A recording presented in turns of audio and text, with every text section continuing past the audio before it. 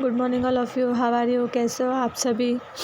उम्मीद करते हैं कि आप पढ़ाई कर रहे होंगे। हम जो है कल हमने कॉलोनाइजेशन का टॉपिक स्टार्ट किया था। कॉलोनाइजेशन का मतलब होता है औपनिवेशीकरण, जिसका हमने फर्स्ट पैराग्राफ कंप्लीट कर लिया था कि औपनिवेशीकरण क्या होता है।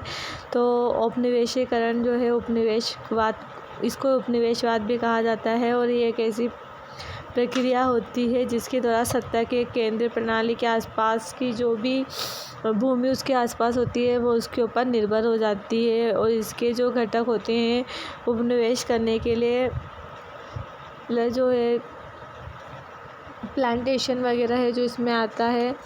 और इसके अलावा जो हमने ये पढ़ा था कि जो पूरे विश्व में ब्रिटिश एक व्यापारी के रूप में मतलब उपनिवेश पश्चिमी यूरोपीय राज्य से लाखों लोगों के प्रसार से जुड़ा हुआ था। अब हम इसके आगे का पढ़ेंगे।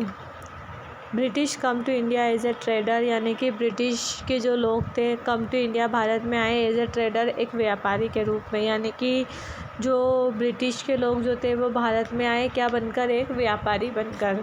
सून यानी कि जल्द ही। दे वर फैसिनेटेड मतलब होता है मोहित हो जाना, किसी भी चीज़ से प्रेम हो जाना। फैसिनेटेड मतलब मंत्रमुग्ध हो जाना भी बोला जाता है इसको। तो soon they were fascinated with the wealth of India. तो जल्द ही क्या हुआ कि जब ये लोग जो है ब्रिटिश लोग जो है व्यापारी बनकर भारत में आए तो जल्द ही ये क्या हुआ? इंडिया वेल्थ का मतलब होता है धन संपदा से। तो जो ये लोग जो है किससे मोहित हो गए? धन संपदा पर, यानी कि यहाँ की धन संपदा पर मोहित हो गए। जैसे हम किसी चीज़ को देखकर उस पर मोहित हो जाते हैं, मतलब उसको पसंद करने लग जाते हैं। इसी तरीके से ब्रिटिश लोग जो है जब भारत के अंदर आए तो इसकी स्थिति बहुत ज़्यादा अच्छी थी, यहाँ पर बहुत ज़्यादा समृद्ध अवस्था में था हमारा भारत। तो इसलिए ये लोग क्या हो गए? उस पर मोहित हो गए। They change their motive from trade to colonisation. They change उन्होंने जो है चेंज किया, यानी कि बदल लिए। देयर मोटिव का मतलब होता है मकसद। मोटिव होता है किसी भी चीज़ के लिए अपन जो कुछ मकसद बनाते हैं ना तो उसको मोटिव बोलते हैं, मतलब कि हमारा लक्ष्य जो होता है।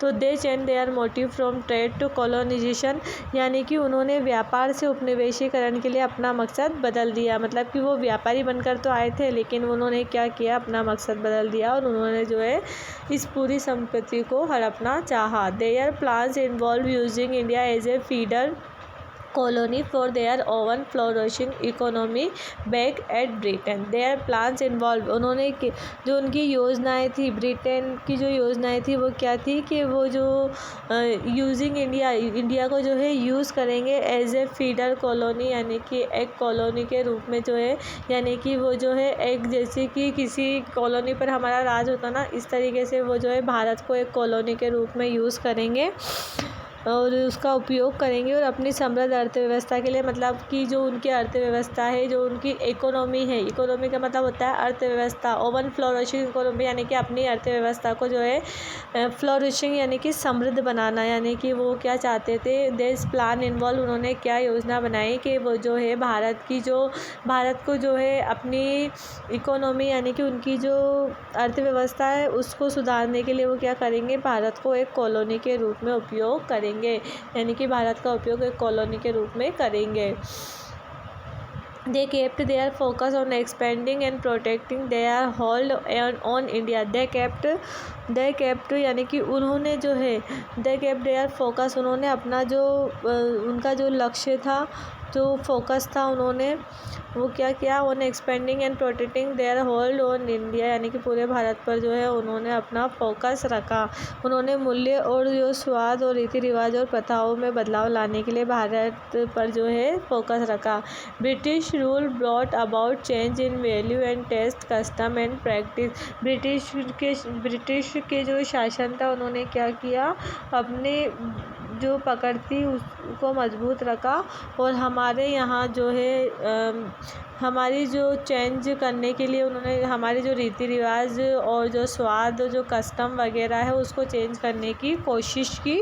और उन्होंने क्या किया? इसलिए अपनी पकड़ जो है इस पर अपनी पकड़ को रखा, यानी कि they kept their focus on expanding and protecting their hold on India. British rule brought about change in value and taste, custom and practice, यानी कि इन्होंने अपने मूल्यों और स्वाद, रीति रिवाजों और प्रथाओं में बदलाव लाने के लिए भारत के ब्रिटिश शासन पर अपनी पकड़ का विस्तार और रक्षा करने पर अपना ध्यान केंद्रित किया। मतलब कि उन्होंने जो है अपना ध्यान केंद्रित किया कि वो पूरी तरीके से जो है भारत को अपने अधीन कर लेंगे और इसको जो है एक फीडर कॉलोनी की तरह उपयोग में लेंगे और अपनी जो धन संपदा है, अपनी जो अर्थव्यवस्था है उसमें सुधार लेकर आएंगे और यहाँ से की जो संपत्ति है उसको पूरा अपने कब्जे में कर लेंगे। इस तरह ये होता है कॉलोनाइजेशन, मतलब कि औपनिवेशीकरण का टॉपिक हमारा ख़त्म होता है। इसके आगे हम जो है कल how do we now administration के बारे में पढ़ेंगे कि जो हमारा एडमिनिस्ट्रेशन है जो उसके बारे में हम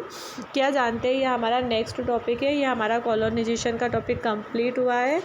इसके बारे में इसको हमने कल स्टार्ट किया था और आज हमने इसको ख़त्म कर लिया है कि किस तरह ब्रिटेन के जो लोग हैं वो भारत में आए और उन्होंने किस तरीके से अपने मकसद को बदल लिया यहाँ की धन संपदा को देखकर।